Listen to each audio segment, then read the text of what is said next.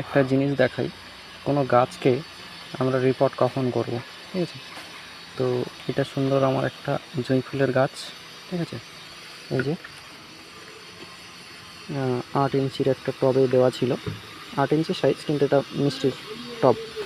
তো যাই হোক, এবার এই গাছটা আমি বেশ কিছুদিন ধরে লক্ষ্য করছি যে যতই জল দিই গোড়া শুকিয়ে যায় ঘন ঘন, এবং তাড়াতাড়ি শুকিয়ে যায়, এবং শুকিয়ে যাওয়ার পরে এই গাছের পাতাগুলো সব ঝিমিয়ে যায়, মানে নেতিয়ে পড়ে, ঠিক আছে।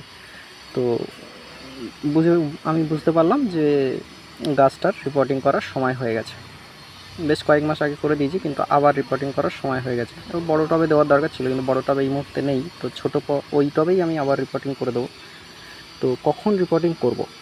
গাছ যখন জল দেওয়ার পরে ঘন ঘন, মানে একদিন ছাড়া দুদিন ছাড়া জল দিতে হচ্ছে, এবং জল না পেলে গাছের পাতাগুলো ঝিমিয়ে যাচ্ছে এবং নেতিয়ে যাচ্ছে, আর গাছের গোড়া যখন আমরা কোনোভাবেই খুঁড়ে ফাঁকা করতে পারছি না, তখন কিন্তু আমাদের বুঝে যেতে হবে যে ওই গাছটি রিপোর্টিং করার সময় হয়ে গেছে। এবার রিপোর্টিং কেন করতে হয়?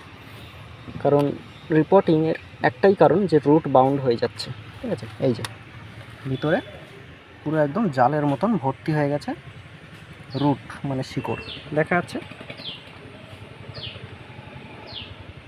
তো এই রুটগুলোকে আমি এই পর্যন্ত কেটে দেবো, ঠিক আছে।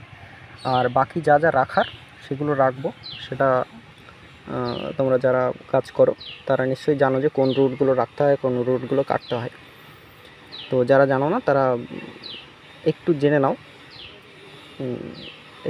সেটা বলতে গেলে তো ভিডিওটা বড় হয়ে যাবে, সেই জন্য আমি বলছি না, কিন্তু তোমরা একটু খোঁজখবর নিয়ে জেনে নাও, ঠিক আছে। আর যদি চাও তাহলে পরে আমি বলে দেবো। কিন্তু এই হচ্ছে মেন কারণ, যে রুট বাউন্ড হয়ে যাওয়ার কারণে গাছটাকে রিপোর্ট করার দরকার হয়।